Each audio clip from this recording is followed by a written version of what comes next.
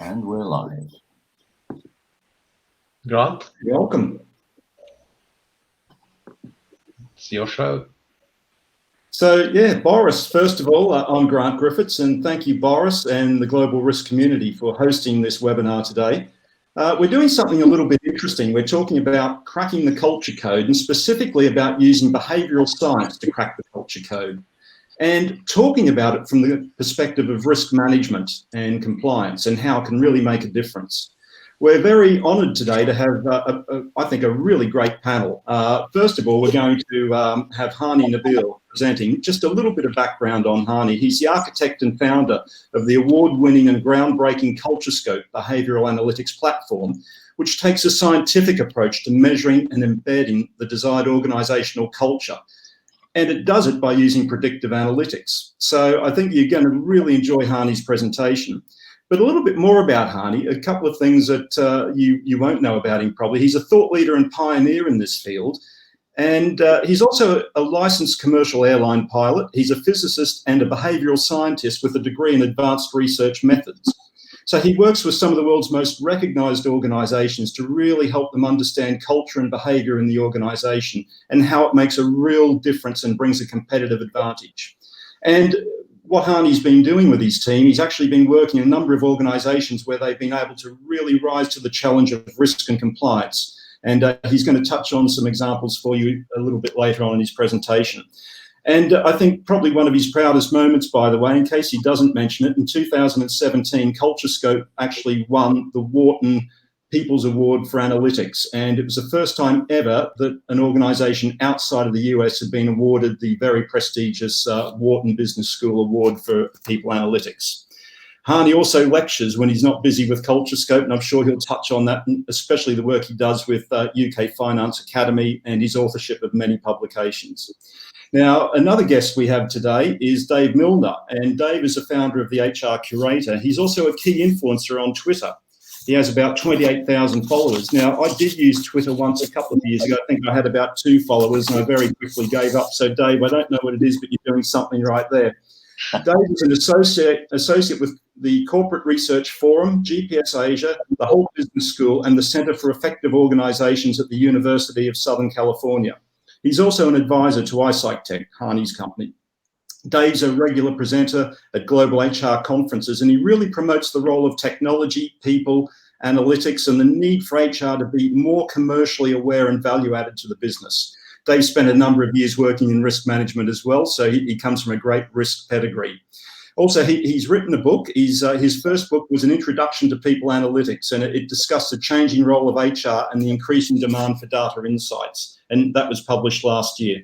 So, and finally, Alex Larson. Now, Alex, I don't think is a stranger to a lot of us in the risk community. He's a risk professional. He's an IRM certified fellow with over 20 years of experience. And he's worked in sectors as diverse as energy, construction and engineering, financial services, and these days is president of Baldwin Global, where he leads consulting engagements to clients around the world.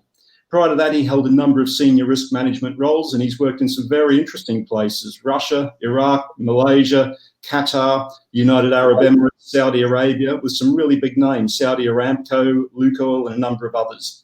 Well, Alex, he has a bit of an unusual pedigree here, and I'm not going to tell you that the secret sauce that ties a few of the presenters. That's something that maybe you'll find out on another occasion. But you may not tell from the accent, but Alex is actually Scottish. Well, part Scottish. He graduated from Glasgow Caledonian University, and he gained a degree in risk management there.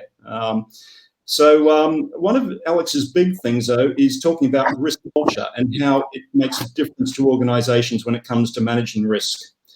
He's also the founder of Risk Guide, and he's also well known for his new series that's called Coffee with Risk Managers. So you can catch that. If you follow him on LinkedIn, you'll no doubt see it promoted from time to time. He's also the chair of the IRM's Energy and Renewable Special Interest Group, and he's also a certified IRM trainer. In 2017, Alex was awarded the Risk Manager of the Year for Middle East and North Africa. So you've got a great panel here today. So I'd just like to start a few words before and what we're going to do, please do feel free to ask questions. The question box is there, and Boris and I will have a look at that, and we'll certainly filter and moderate the questions for the panel. So don't be shy in asking any questions. But just before we start to, and I'll kick off with a question for the panel just to stimulate the conversation, then lead into Harmony's presentation. And then we'll excuse me, come and collect questions from the audience after that. But just as a precursor to all of this, I know throughout my career in risk management, we've always sort of, I've seen it really come full circle. We started thinking about risk management and was a classic people risk elements and health and safety and compliance, and a number of these pretty much tick the box, let's be careful, let's apply some common sense approaches. But then we saw risk management as a very powerful tool for projects. And then over the years, risk management became much more widespread. And I suppose banking and financial services were the really big drivers of risk management, advanced risk management, and using analytics and other tools to really get a view on what it might look like going forward. So to help drive decision-making and give them insights. But what we've seen in recent years is risk management really has embedded itself into organisations across all sectors and in all parts of the world, and it's really become a value-added discipline. But one of the big things with risk management is how do we really get a handle on the important things that an organisation needs to be taking care of? And one of the really big secrets is this culture code and behaviour within an organisation. We've seen a lot of wrongdoing, we've seen a lot of fines, we've seen a lot of compliance breaches happen in organisations where we might sit back and say they should have known better. But what really sits underneath all of that? So we're going to try and crack and share some secrets on cracking the culture code today. And Hani and the panel are certainly going to give you some insights to that. I'd like to start with a question, though, for the panel, and I think it's a very relevant one. And the question is this: what role does a wider organisational culture play in managing risk? Alex, would you like to share some thoughts on that? Yes, thank you. Thanks for the intro. Very kind words. For me, risk culture is critical to any risk management program that I roll out. It's critical to any organization as well if they're taking risk management seriously, or even just trying to succeed. I've always said you can have the best procedures, the best policy, the best tools and templates, the best will in the world. If you don't have the right culture, you're not going to succeed. I'd rather have an organization that has a risk culture, positive risk culture, because you can have negative risk cultures, but a positive risk culture, because I'm more comfortable that they will succeed. They don't even need policies and procedures. If everyone knows why they're there, what they should be doing, what they should be avoiding.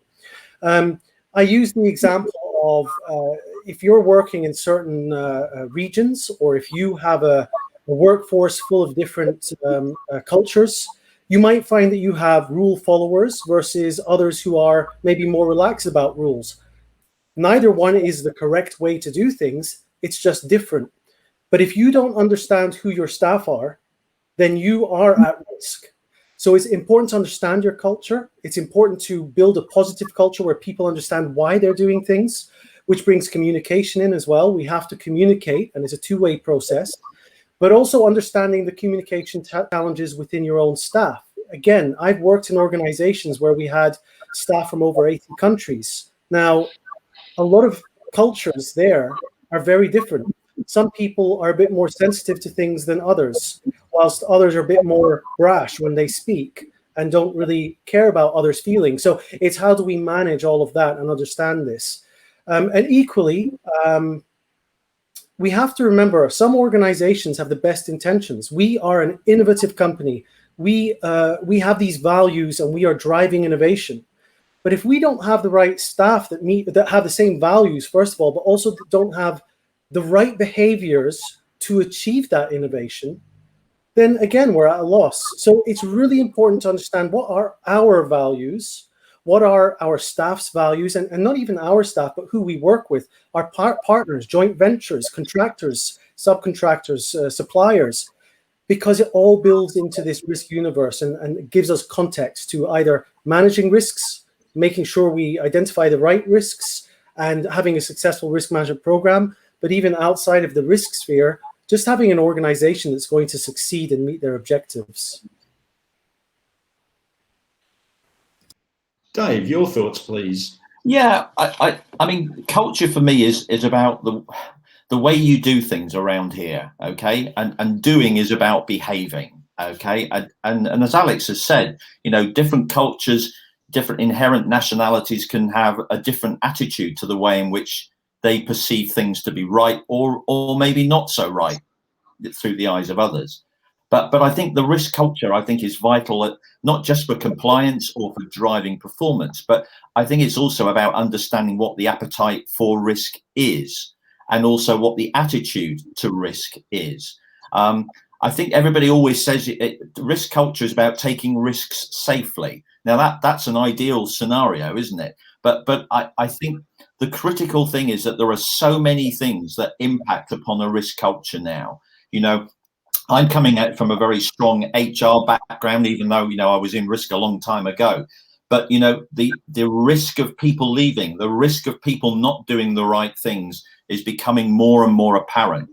And so I think, you know, there are many different sensitivities here that we need to think about. And it ultimately will always result in how does your workforce behave at work. And I think that is why this is becoming an important, not just an important topic, but it's also a really critical way about shaping the way that you want your organization to behave and to deliver things.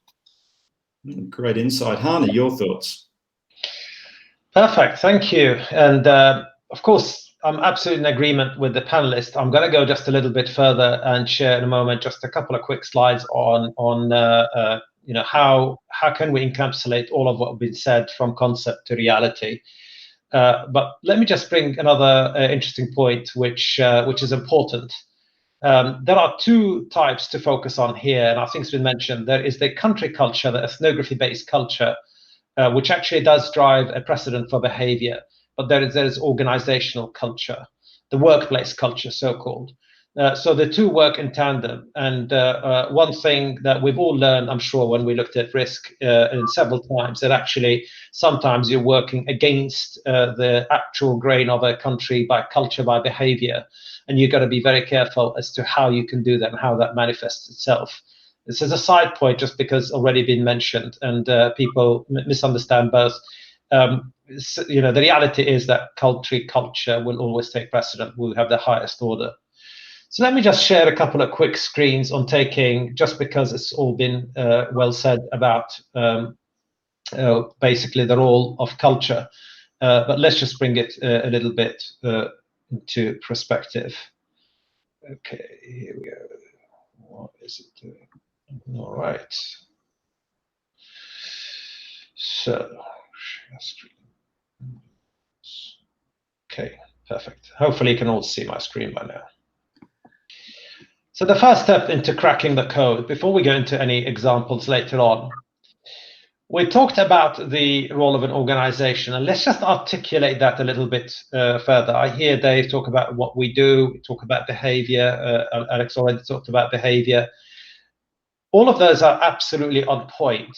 But if we were to really focus on it, if we were to understand culture from a behavioral perspective, if we now all agreed around the panel that really is the leading indicator, so to speak, we got to look at behavior, but in two distinct ways. We know that people can come to work and behave in a certain way, so that's personal behavior. But actually, if you look at the culture you create and the environment you create, actually also drives key behaviors. So we talk about it, how the organization behave. So our approach to measuring culture has always been, right at the get-go from our research, largest ever quantitative research ever done, was really to look at this approach of measuring behaviors in two different ways, two probes, if you like. For each person, what do I do? And for the same person, what is it that I observe?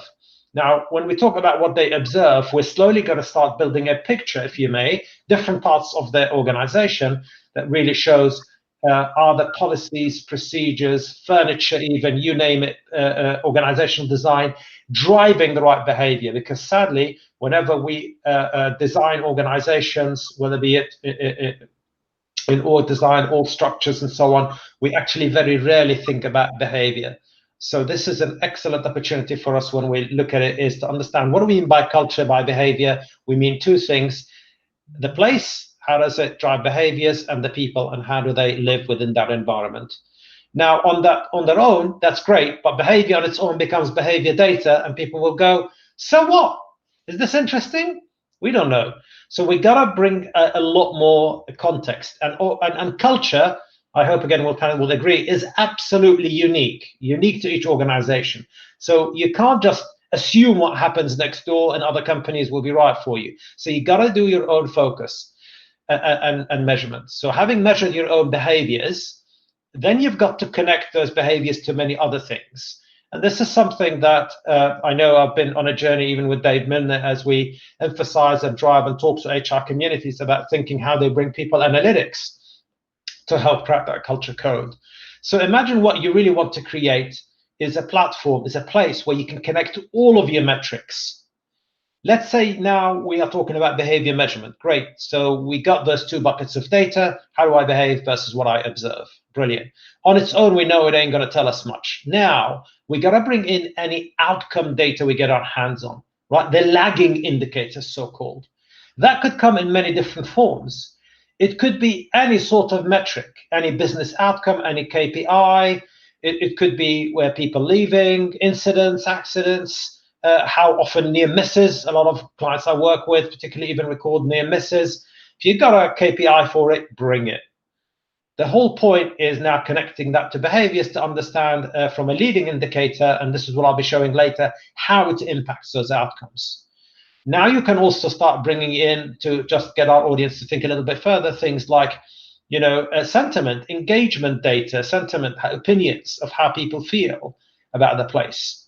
And needless to say, now you can bring in some really focused HR data. It can be anonymized, so you're not trying to really focus on singular people, but all the way that helps you with the where, if you like. So you can bring in things like location, function, gender, and so on and so forth.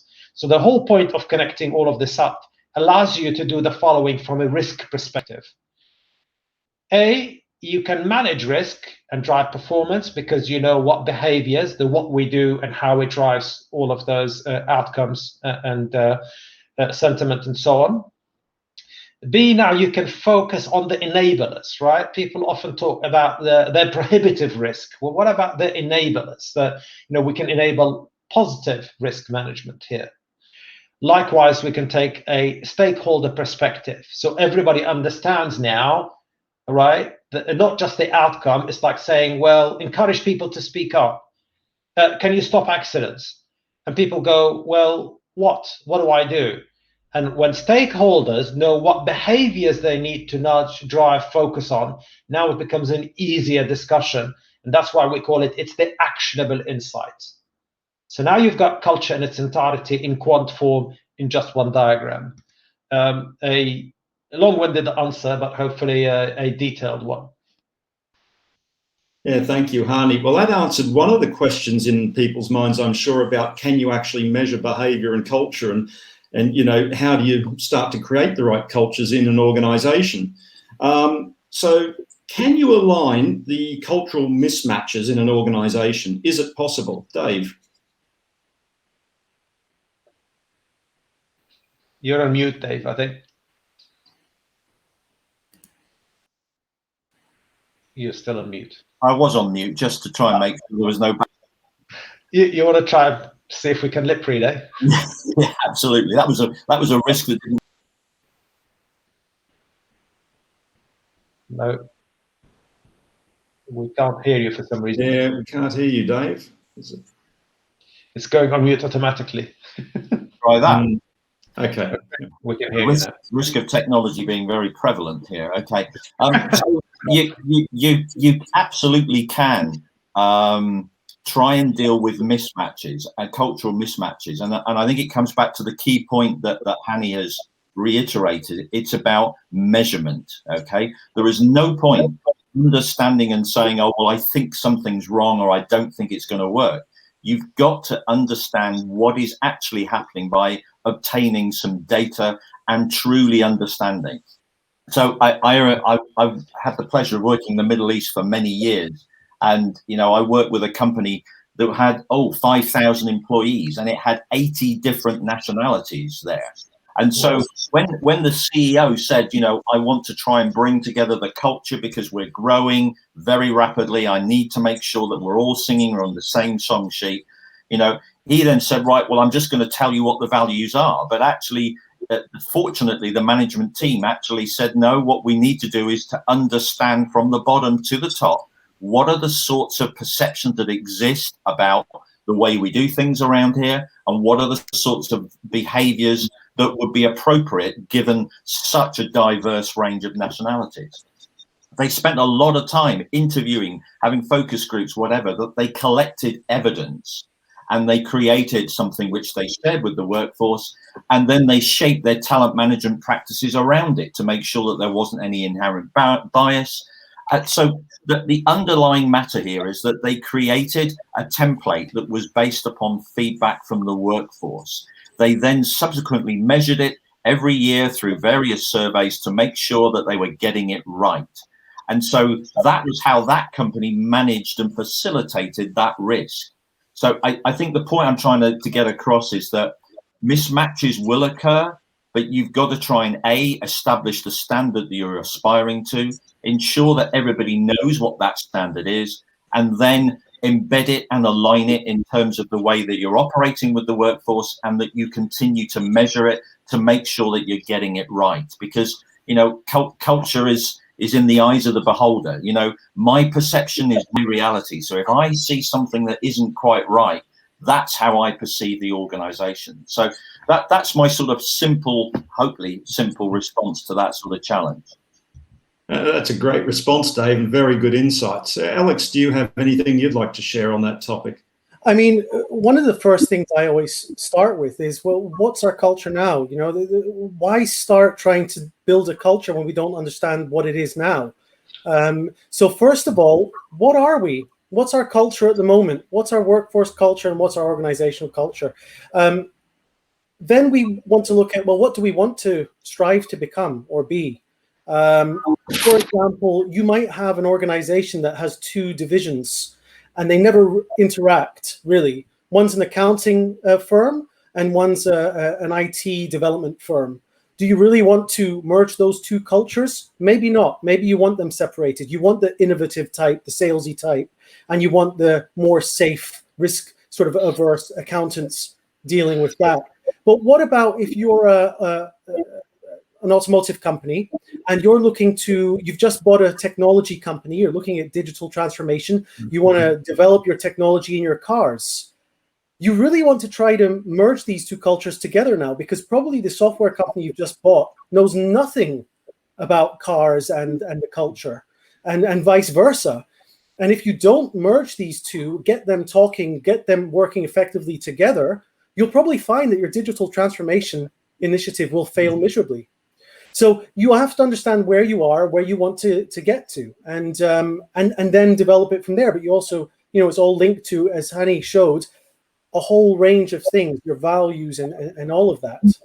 And there's many ways to do it. I mean, obviously, funnily enough, the culture will indicate how best to implement things. If I try to do risk management, if I try to build a risk management program, I will always look at what drives people in this organization. Is it money? Is it just doing the job well in terms of following process? Or is it having freedom at work? Or maybe being noticed? If I can understand what drives them, then I can help sort of develop the risk management program to link to that in order to succeed. I think it's Horst Simon often talks about culture and always says the risk manager's job is to manage themselves out of work. In other words, the organization should be managing risk, and the risk manager is just there to achieve that. Obviously, that's an extreme example. Risk manager's job should be safe, but the concept is we're trying to build a culture that is self-sustainable. Yeah. It's great. Hani, anything to add in on that point? I agree with both of those significantly, and ultimately aligning it. I just want to add one key point. People think aligning cultures means that I want to make everybody robotic. Mm-hmm. And that's not what we're saying here. What we're saying is we welcome diversity. When we have commonality of behavior, it doesn't mean that we don't celebrate differences. It just means we want commonality of behavior on things that matter. And that's one thing I often talk about as well, is inviting inclusion is very different from saying, let's be diverse. Let's be diverse. Inclusion is about how the place welcomes everybody, behaves the same way to everybody, regardless of obviously background, ethnic group, color, all the rest of it. So the only thing I want to add is, beyond that, is don't confuse that with being robotic. Creating a culture by behavior is just creating an immense movement, a methodology, a way of getting things done. And that's what we mean by alignment. Just an example on that. When I went to Iraq and we were working on this mega project, we had all these contractors and different nationalities, and a lot of them had never worked with each other before or worked with these other cultures before. I was working with an organization which was used to working just with their own nationality and had their own way of working. Incredibly, they were very open to the fact that we are not working where we usually work, and we need to be very open. And so they engaged the staff, they engaged groups to get together to talk about their own cultures, share their own cultures, and actually build a culture from the bottom up. So they were actually allowing this newly formed project or organization to develop its own culture based on everyone and bring them together carefully. Obviously, you don't want it a free-for-all, but the idea was we were going to allow them to really build up a culture, because, to be honest, where they were coming from, this organization, they weren't used to this. So they were quite willing to see where's this going to go and learn from each other. Absolutely. That's great. Excellent. And we just had from some of the audience out here, a couple of questions are coming in. I'd just sort of touching on one of the points there. Someone was asking about sentiment and engagement. What kind of data do you need to obtain, and how do you obtain it? Could you share some examples, Hani? Yeah. So this has to take a thematic view.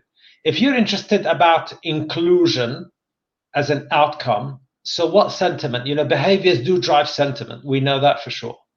So when we talk about inclusion, the kind of sentiment data is you're after is the feeling of whether people belong or not. Imagine a sentiment item that says, at my organization, I feel I belong, right? From a Likert scale, from I totally do to I totally don't, right? Where I work, I feel I belong to the team that I work with. Really simple questions, they are simple items. If you are talking about risk, of course, a thematic view would have some sentiment items around risk, which is perhaps how risk is managed at the organization. I feel that we can openly talk about risk issues, or risk is handled behind closed doors, or we never talk about risk at all, as an example. And here is 3 sentiment items. So today, of course, since we are going to crack the culture code, but specifically talking about risk, the audience can be happy to learn that I will be sharing some outcome sentiment data around risk and perception of risk, but actually which behaviors predict those sentiment items, which is quite important as an outcome. That's great. I'm sure everyone's looking forward to that, and we'll come to that very soon. Just one question here, and it's really thinking about what we do. I think from a practical perspective, there tends to be an approach and almost, I'd say, an automatic reaction by management and leadership in general. Let's invest a lot of money in processes, people, technology, equipment, whatever it is you need to help improve risk outcomes, to manage risk, to make the world wonderful, and zero lost time industries, achieve objectives, make a lot more money, and be highly successful. But the thing is, these sometimes are not very effective, because we tend to miss some of the key things that we need. So again, it really comes back to culture, doesn't it? So how can we identify the fitness for purpose of the risk culture in an organization? So I'd just like to add to that. I mean, companies do spend millions on equipment and software that is supposed to make everything so much better, but they forget to train people. They forget to bring the people along with it. Whether it's change management, you now have people that are going to do their job differently, maybe have to work with different people they're not familiar with, have to learn new skills. And first of all, if we're not giving them the new skills, that's bad. But even if you are giving them the new skills, no one likes change. So we need to bring them with us if we're going to invest all that money in equipment. And if we look at risks, most risks, 80% of risks are come from human error, or at least human factors. So again, this equipment is wonderful, but what about the human factor? So we always need to come back to the human factor, in my opinion. And that's why I always feel that training is extremely important, but also not just training for training's sake. Does your organization have some sort of process that allows future development that will lead to new future roles? If you want to be a director, you must have had some sort of risk training, for example, or some other training. How well do you communicate the vision of the organization? A very good example, I went to Brewdog, which is an organization in Scotland. It started out of a little motorhome. They were selling beers, basically, and it was just a small little operation. Now they're global, they're massive. But if you go into, at least last time I checked, if you go into any of their offices, they have a big screen as you come in, or a blackboard or whatever it is, with their charter. And it's a list of what we are, who we are. And one of the things that they say is, we take risk. Now, that's something else to remember. We're not trying to avoid risk here. Some organizations want to take risk, and that's great. Some want to take less risk, and that's also great. We need to optimize risk. But guess what? Brewdog are very clear. And every staff member that walks through that door, and even customer or anyone else, supplier, sees that board and sees all the values of this organization, including we take risk. So we know where we stand. Communication for me is key. Excellent. Dave? Yeah, I think it's an interesting topic. You know, we all know that technology is an amazing enabler.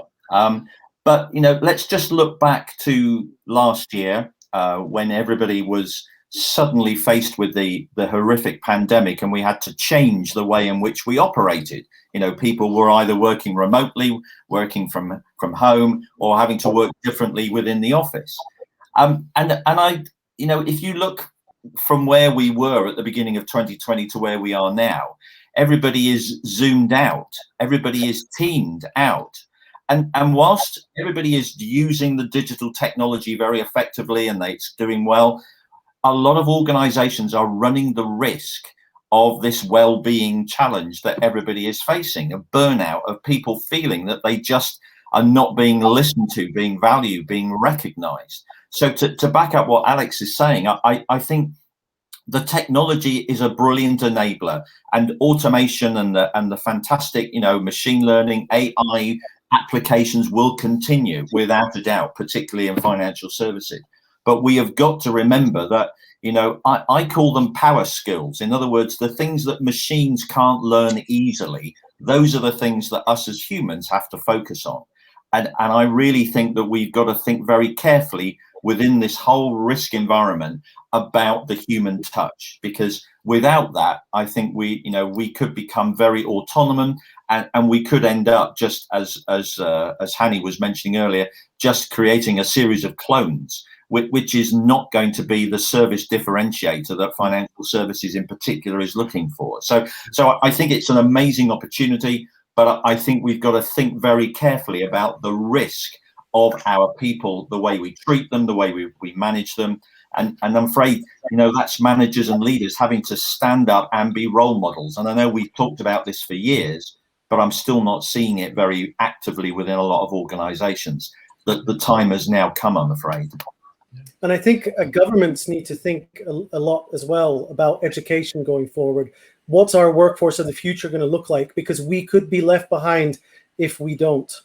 Oh, absolutely. Because I go around with a group walking my dog, and they're always talking about their children, and they're getting used to this technology, but they're all very pleased that, you know, we're coming to the end of their studies and then they don't have to do this anymore. And I'm saying, actually, this is the way that it looks like it's going to be in the future. So, you know, we've got to be starting to manage that process. And we've got to manage expectations as much as risk. And I think that's an interesting dilemma that lots of organizations, I don't think, have quite got their head around yet. I want to bring, just listening to everybody, on a quick side note, Grant, for me, it's interesting when we think about risk and future and technology and the role of human being in all of this. I'll probably go back to the flight deck, if I may, for a minute, to my heritage a little bit, just to demonstrate that. You've got such incredible IT operating in the flight deck. But in fact, you still have incidents, as we all know. And sadly, 9 out of 10, the 9 out of 10, they are human related. And let's just think about this. Think about the flight deck, where you've got state-of-the-art systems running. I hope you all agree. Widely researched, best manufactured, and so on and so forth. It's slightly even more clinical than that, because as any of you rock up to a flight, you would expect your pilots actually have all got brilliant training around skill and knowledge, right? So they all know what the buttons do, unanimously they do, and they know how to fly the thing, right? Stick and rudder stuff. They know what to do. The skill is there. What you don't know, actually, is how are they likely to conduct themselves. This is the behavior risk that you don't know. And what's really interesting is that most incidents happen around conduct and behavior. And even in the cockpit today, when it all goes wrong, every kind of error can happen, and the machines don't know what they're doing. The decision is always handed back to the pilots. So pilots are brilliant at, or the crew in general, their job, or most of the time they fly, is optimize efficiency, manage risk, optimize efficiency, manage. They cannot constantly do this, which, if you think about it, is that work what we're trying to do, the opportunity and managing risk, right? You're going to have to take some risks. Of course they do. Every minute they're taking risks. But how do you manage it? And ultimately, it shows you the difference between, if I pick up for our audience just 2 quick examples of how conduct risk manifests in the flight deck. Okay, going back in my mind, if you think PIA, sadly, we had a crash recently of an Airbus 320, most advanced aircraft ever. But think about the conduct of the crew. 2 on board decided to approach at very high speed, didn't have time to even lower the undercarriage, right? They know they got to do it. They know the skill. They know which lever does it. Actually bellied the aircraft on the way down because they forgot that, decided to, in fact, of course, oops, we forgot the undercarriage. We hear the scraping metal. Let's go up again. Obviously, both engines have scraped badly enough. Now you have double engine loss, and you have no chance in hell of making it. Versus off, if we go the famous back to the Sully River landing, the Hudson River landing, where the process says you got to follow all this stuff. Actually, forget all that. Let me take back control. The best way I can mitigate risk is start an auxiliary power unit at the back of the aircraft so I can get back some control, since I had a double engine failure, and did a brilliant landing on the Hudson River. So it just shows this, 2 extremes here of how human behavior is what actually predicted the outcome, something which I'll keep on about. Bit of a diversion, this, sorry. No, good, all relevant. And I think it goes to show that, we always need to be reviewing people as well and their behavior, not just the skill sets, but also their state of mind. And I think that's one thing. It brings to mind the current regulatory regime in the UK, looking at conduct risk and addressing behavior and these sorts of things, and the way people act and behave and interact as part of the regime now. So we're seeing a lot more of this come into play, aren't we? The need to actually measure and understand the organisations and the sort of culture that exists and the preparedness of the organisation. So, Hani, I thought it might be a good time for you to perhaps talk a little bit more on building a predictive picture. Okay. I think the audience are probably dying to hear a bit more on that. Absolutely. Yeah, I agree. I mean, we've been talking about the whole, human error and everything. And if I'm a risk manager and I'm trying to present to the board or senior management, what is the most effective way to manage this risk? It's not going to be a piece of equipment. It's going to be, how do I focus on the right behaviors to avoid this risk or to reduce this risk? And so I think that's the question that we need answered. And I guess, Hani, hopefully you'll be able to provide some sort of answer, because it would make my job a lot easier if I can identify those key areas that I, as an organization, need to focus on to be more successful. Yeah, for sure. Thank you, Alex. Exactly what the case study will show us. So back to my slides. Hopefully you can all see my screen. So let's just understand that first and foremost, our measurement, which is a quantitative online measurement, measures 30 factors of behavior, right? And what do we see here in the image? Probably a confusing one, which I'll clarify, because you see all 30 factors being measured in this wonderful radar graph.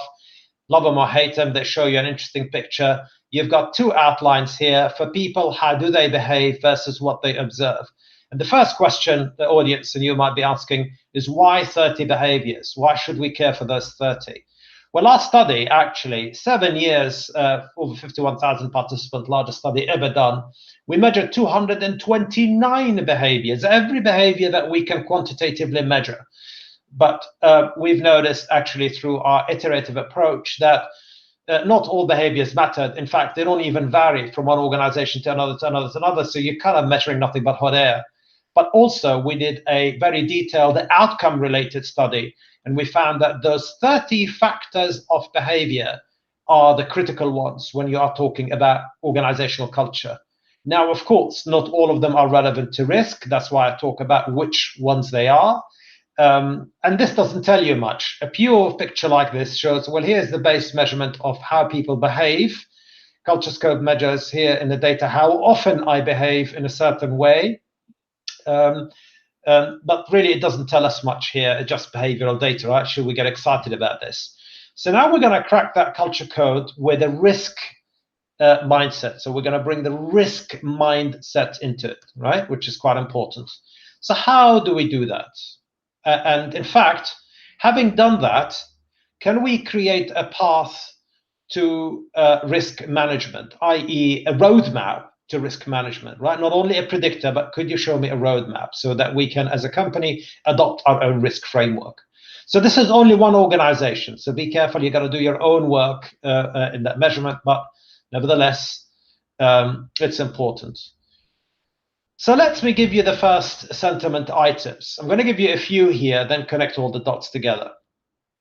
The first one, I'll be in detail just to explain it, and the rest will make it a little bit faster. Imagine a sentiment item, right, that you go around and you ask people, when faced with a difficult situation, I feel confident using my judgment in decision making, right? So basically, you're saying to people on a Likert scale, this is a sentiment item. Can you, or do you know, or do you feel confident in applying your own judgment in a tough situation? Actually, when we measured the behaviors, we've discovered that the personal behaviors are a predictor for how people are likely to answer this question. Now, if you wonder why their own personal behaviors, if you look at the context of the theme here, you're asking them about themselves, how I feel. So the fact that, remember, Culture Scope has two behavioral buckets, one about the place and one about the people, the fact that it was the people's behavior is relevant is first good tick in the box. In fact, we have discovered that for the study here, group 598 people, that innovates, expressive, empower, achieve, and active learning are the behaviors that predict how likely you are to answer positively or negatively for that answer here. I'll show you by how much in a moment. But before I do that, can we think about those behaviors? Because the first shock, maybe for risk managers listening to us here, that the word innovate even comes up, because sadly, we often think that innovate is the enemy to risk, right? We don't want to innovate, we want to consolidate. And actually, what we're saying here is innovate means I can think of pioneering in different ways of making decisions, of applying judgment. Well, okay, I must express and tell everybody what I think should be happening. I am even empowered to make a judgment call. Wow. It is about achievement, never mind the status, right? The achievement here being I am as good as what I do at that moment. And I've got active learning. In fact, my focus is to learn for just that moment where I have got to make a decision. I got to make a judgment call. I am actually trained specifically for that moment. Wow, can you imagine how strong that culture is? Think out the box, tell everybody what you're doing. You are empowered, you can make decisions. Never mind if you're the boss here, you have got to take the best course of action that drives an achievement. And you are actually trained to make good judgment. Wow, awesome. Okay, but by how much? You know, when we're going to use just statistical jargon or really show in a simple diagram what we mean. Actually, here we go. Exciting news, and look at this. We have now combined the behavior measurement, all of those 5 behaviors together, and split them into quartiles.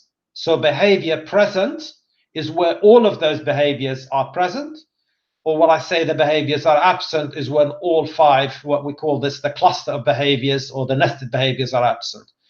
4 quartiles, quartile 1, behavior absent, slightly present in quartile 2, very present at quartile 3, and extremely present for quartile 4.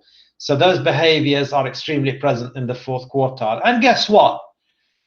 People are 244 times more likely to say, I do know how to make judgment in a difficult situation, where those 5 behaviors are present on the upper quartile.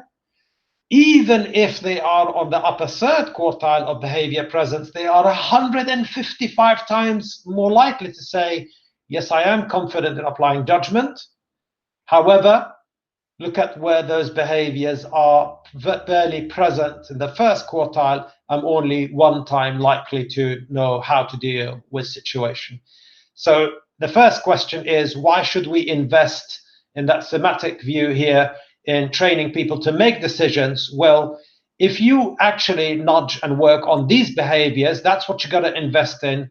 You're going to get a return on your investment that you are 244 times more likely they know what to do in difficult situations. Wow. Big drum roll on that one. Okay, let's just now develop that into another 2 thematic views, and then we'll connect the dots. Let's try another one, which I bet risk managers would love. Do you feel colleagues in your division try to identify risks and manage them before they happen? Wait until things have gone wrong before managing the impacts. Okay, so which behaviors can predict that sentiment item? And it's an important one, I'm sure we know for risk. And look at this. Bingo. So, where the behaviors of the place. Why the place? Because it's asking about whether you feel colleagues. It's about observed behaviors, behaviors around you. Do you feel that colleagues around you, hence the place has happened to be a predictor in our modeling here? And in fact, you are 18 times more likely to pick that top one, the top one, which says try to identify risk and manage them before they happen, where strategic, team focus, innovate is coming up again. Conformity and out of focus are present. Very large study here. Look at this, 4,590 people, respondents in this benchmark here, huge benchmark, large effect size, what we call. So let us understand those behaviors. To identify risk and manage them before they happen means I am strategic. I can think of the impact of what we do now, how it impacts the future. That fits, psychological, that works. Team focus. Risk is not just about one person, it's about the team.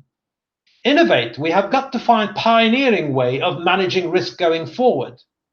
Conformity means we respect and actually we understand the rules and regulations and work within them and treat people fairly.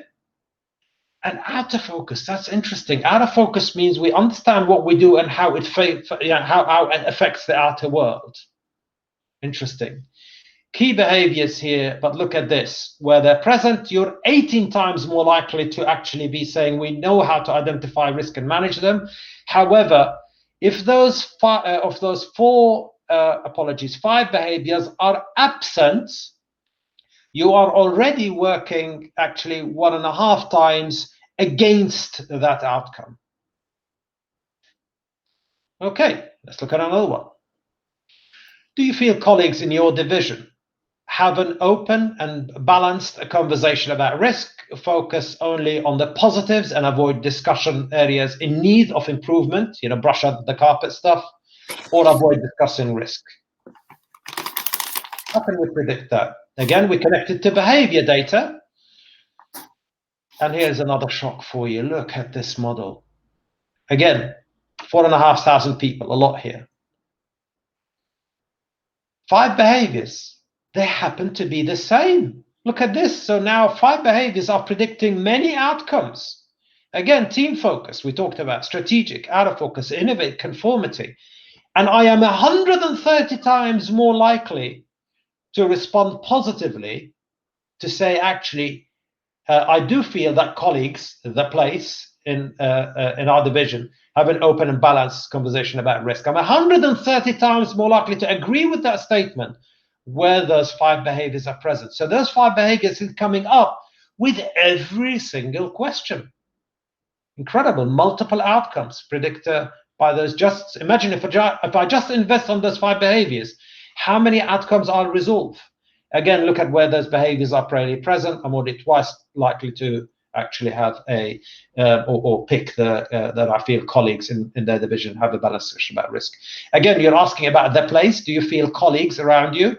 And hence why we have found that this organizational behaviors are the predictor versus the first model, which was about what I do, and personal behaviors were the predictor. Wow. Okay. Now, I want to bring it all together with some path analysis. Now, you can see we've asked many questions here. I gave you 3 examples, but actually we've asked more than that to develop a risk model. And here we go. What does a path model mean? Well, we've discovered, first of all, that actually those 5 behaviors, team focus, strategic, innovate, out of focus, conformity, those behaviors predict many risk outcomes, positive risk outcomes. Well, their absence would be negative risk outcomes. So suddenly are now, for any organization, decoded the risk culture, saying, here are the 5 behaviors that need to exist. You need to train on, focus on, nudge. Obviously, to drive behaviors, you can either nudge or create behavior bias change. They drive your whole framework, and they drive the following: different outcomes. The first outcome they would drive is colleagues in your division take ownership of managing risk. That's the first place you got to go. These behaviors will drive that. If you get this outcome right, you're going to be rewarded by another 3 outcomes that have a direct link from that outcome. Look at this, 3 outcomes. Congratulations. Get that right. You get now colleagues in your division have an open and balanced conversation about risk. You will also get colleagues in your division try to identify risk and manage them before they happen. You will also get colleagues in your division work collaboratively with others in different teams and or other divisions to manage risk. That's another item, obviously, we did the study on. And finally, for all your hard work, you're also going to get this, which is colleague in your divisions are comfortable with making mistakes and seeing them as an opportunity to learn. So just imagine now going from multiple outcomes and we don't know what matters. We don't know what behaviors drive them. We cracked the culture code for this organization saying, here are your 5 behaviors. Don't do anything else. Just focus on those if you want to manage risk. And if you do that, here is your risk framework. You're going to get the following outcomes, a bit like a domino effect that will happen. But all of this now is your risk framework. So you drive those behaviors. Those are the outcomes. And now, of course, the question will be, can I add some hard metrics, organizational metrics around these? Of course you can, but that becomes also a further discussion that we can help them with. And here we go, that in case we have now cracked the risk culture code. Great, and we can all go home now. Hani, that's a brilliant insight and extremely powerful. Okay, so I suppose to give you a bit of a break from talking, that just picking up on some of the other questions, and I think that sort of leads nicely into this one. Someone says, great discussion, thank you. What would you say are the key skills that chief risk officers must have to be able to build an effective risk culture in an organisation? So Dave or Alex, do you want to kick off with that? And we'll give Hani a break for a minute. Well, I can certainly start off at 10, and then Alex can add. I mean, I've done a lot of research into what executive digital leaders need to do, and I'm not going to go through the whole picture, but I think the critical ones seem to revolve around strategically being able to obtain some clarity by synthesizing things and imagining what the future could look like and what those cause effect risks are. I think you need to be an energizer who can take people with you, because there's no point just being a policeman. You've actually got to take people with you through the changes that are required.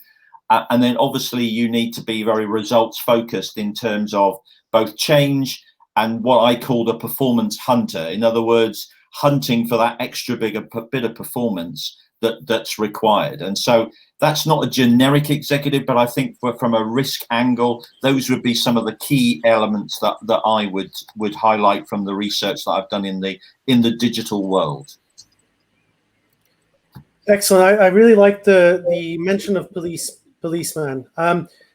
That's one thing we should aim not to be. If you imagine internal audit, when they come around, what do people generally do? They usually hide. They try to avoid. We don't want that. We want our chief risk officers, our risk managers, our directors of risk to be very approachable. For me, it's about energy, as mentioned, but it's about communication skills as well. They should be able to speak at the very top tables, speak the right language, the same language, understand what is going to resonate at the very top level. Let's not bring problems. Let's bring solutions. Let's not tell them, oh, this is going to go wrong. Let's say, well, actually, yes, this could potentially go wrong, but look at these solutions we found. For example, we've been able to find that we're 180 times more likely to, whatever the results are, for example, in this. Imagine bringing that to the table where we actually have some solutions. Additionally, being able to network. I'm a strong believer that any risk manager or chief risk officer, whatever the role is, should be out in the business constantly. If you want to be approachable, you have to be out in the business. Make friends, network. It's a salesperson's job, in my opinion, selling risk management. If you're trying to build a culture, you're trying to sell risk management. You're trying to, what's in it for these people? Why should they care about risk? Sell it. You have to understand people. You have to be able to communicate with people, present, get your hands dirty on the ground, do the training, get involved in the training, handhold, all of that. For me, it's a real skill to be able to show passion for risk management rather than just be good with some numbers. We've got Hani for that. He can produce the numbers. I want to take that and translate that to the organization in my role. In support of what Alexander just said, it's critical that we have behavior measured, behavior manifest. I just talked about the behavior measured, great. Now we can translate that. How does it manifest? What does innovate mean in our world? How can we innovate? What innovation can we build around managing risk? I cannot emphasize that enough. And just to reiterate both of your points, that there's a role that's been talked about quite a lot in my standard world of people analytics, which is about a data and analytics translator, and that's exactly what it's about: getting clarity of the message and making sure that outcomes and change happens, not just if you like, interrogating data till you're bored. I'll leave Hani to do that. Leads me to I see a question come up, which is quite interesting. What is the opinion of the panelists on the biggest impediment in implementing the culture of an organization envisioned to have? Well, the biggest impediment, guess what? We found the enemy and it's us. Have no, be reassured, there's no one that's going to be able to conspire against building your own culture.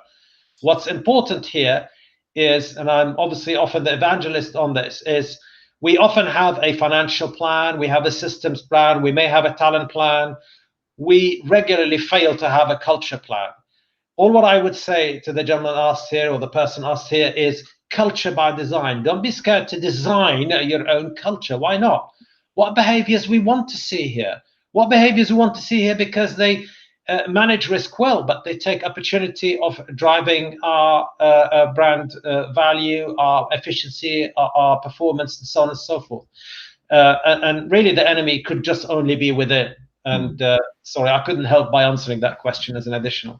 No, I like that. That's the one we were going to ask. So I like that answer, because another thing is leadership. To be honest, is usually one of the biggest problems to success. If they're not bought in, if they don't care about culture, if they don't communicate their vision or whatever it might be, it's not going to work. And I actually spoke to an organization in Scotland. It's a rather small organization. They work with canals, and I spoke with them and I asked the question, who's your risk manager or chief risk officer? I was looking for work. And they said, oh no, we don't have one. And at first I was taken aback thinking, oh, they don't do risk management. But no, even better. They said, no, we don't want a person to be responsible for risk because we are responsible for risk. This was the CEO. Us as a top management, we are responsible for achieving the objectives and the strategy. Therefore, we are also responsible for the risks. And if we decide to hire someone to deal with risk management, it's taking the responsibility away from us, and we don't want to be arm's length. Everything we do, we consider risk. So, and innovation. There you go. Yep. They should go hand in hand. Yeah. Dave, any final thoughts? I notice we're just over the 1 hour mark now. Boris will be telling us to hurry it on up. So, Dave, any closing thoughts? I think my final thought is if you play back this whole conversation, there are two themes that seem to come out very strongly. One is you need to measure behavior, and secondly, don't forget the human impact and the need to connect with the human touch, because that is going to become increasingly important. So that would be my two sort of takeaways that I've picked up from this conversation. Okay, so I think we have about 10 minutes. Maybe you can go through the last of the question. And I would like to add then, yes, there is a question about the presentation. Yeah, the presentation will be in the attachment of this show, so you can see it and watch and download it in the attachment section. Also, if someone doesn't know about global risk community, please go check our site. We have a lot of talks and blogs and videos. So you're also welcome to propose your next talk and idea. So we will get such a great conversation in the future. That's great, brilliant. So okay, there was a couple of if anyone. It's an interesting question about tick box exercise, which I'd love to tackle, if I may, for a minute.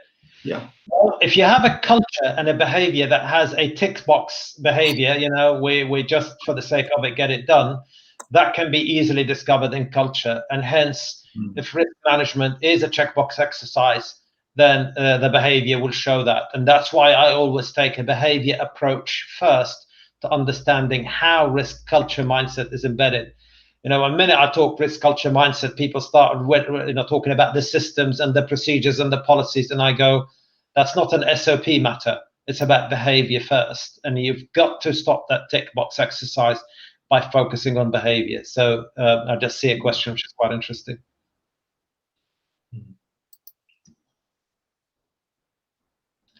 How do we sell to the group? What is it in for me? I agree with that. And hopefully I've sold it to all of the panelists today by showing them, if you focus on these behaviors, you are 155 times more likely to get the desired outcome. If that's not going to sell it, nothing else will, right? With data, it should talk at you, right? It should tell you, what should I get back for it? And I'm telling you already, your ROI, if you invest in these behaviors, you're going to get 155 times better at managing risk. You're going to go, where do I buy, right? So that's the best way of selling it. If you don't come in with data, people won't buy it and they'll throw you out because you don't have the storage. Very simple. And Alex, I think there's one for you around explaining the pros and cons of the risk culture on former project example. Don't know if you have a quick example you'd like to share. I don't know. What was the question? It was about your previous. Explain the pros and cons of the risk culture on our former project example. I'm not sure who it comes from. So someone Alex knows. So this is probably the project in Iraq. Yeah, absolutely. I mean, look, number one, there was originally, it was a one company used to working in Russia with Russian staff, and they were now expanding overseas. Not only are they expanding overseas, they're now going into Iraq, somewhere where no experience of working in Iraq, very few people did. And on top of that, you're bringing people from all over the world to work on this. Contractors from Turkey, contractors from Korea, contractors from China, suppliers from Egypt, and basically, and German suppliers and contractors as well. Very different types of ways of working. We had to adapt, they had to adapt to us, but you don't just let them adapt, you get together and discuss. So we were trying to build a culture, not just internally, but externally with our subcontractors. Someone said, what's in it for us or them? We had a Chinese contractor. They were basically sending a very young group of people out to the job. So they weren't very experienced. And rather than just fight them all the way, this is what most projects do. We fight our contractors instead of looking at this as one team. So what we did was we looked at it as a partnership. I flew out to China with our project team to discuss with their project team, what can we do better and understand what's in it for them. I spoke to their project manager. He wasn't even 28 yet. And I said to him, listen, what happens if you come in on time and within budget? He said, this would be fantastic for me. I said, why? He says, well, because I'll probably be promoted. I'll get to the projects I want to be. I don't want to be in Iraq. I want to work in China where my family is. And I said, okay, well, risk management is all about that. And I gave him some examples of coming in on time, coming in within budget, using risk management to do this, showing real examples of where other contractors had done it. Eyes wide open. Okay, what do we have to do? Yeah. Now, this was a company that anybody else was telling me, no, that's going to be impossible. They're not going to want to do it. They don't understand risk. It's, you know, they don't care. Well, guess what? They did. If you understand what drives them, what's in it for them. Absolutely. Yeah. It's about communication. Yeah. Absolutely. It's the same with innovation. People they assume risk doesn't go with innovation because risk is trying to stop us from doing things. My goodness, it's the opposite. Risk and innovation, they go hand in hand for a number of reasons. One example, if we travel to space, we can see all the constraints of space travel and what we have to do to overcome them. The amount of technology we have developed in space to overcome these constraints that we don't have on Earth, this technology is now being used on Earth. So we could have developed it here on Earth, but there wasn't the same push. Now, when we look at risk to anything, we're creating constraints. Risk is constraint. And it helps us to think 10x, 10 times, not just improve the process by 10%. Let's think bigger. Google was heavily involved in doing this kind of stuff. Dubai want to be a 10x city. It's about thinking big, but you can't do that if you don't understand your constraints. And risk provides a lot of these constraints. This is one example. Use risk, use constraints. Don't shy away from it. Use it to innovate. Yeah. Probably last question, which is quite interesting to close out on. People talk about ideology as it shapes culture. Well, of course it does. And quite frankly, ideology, belief shapes our behavior big time. But it is not behavior, and it must not be confused with that, right? So the fact is that we might have company values that might create a movement, an ideology. But if you don't behave those values, that ideology is pointless. So whenever we talk ideology, it can drive positive and negative behaviors. It's born out of belief.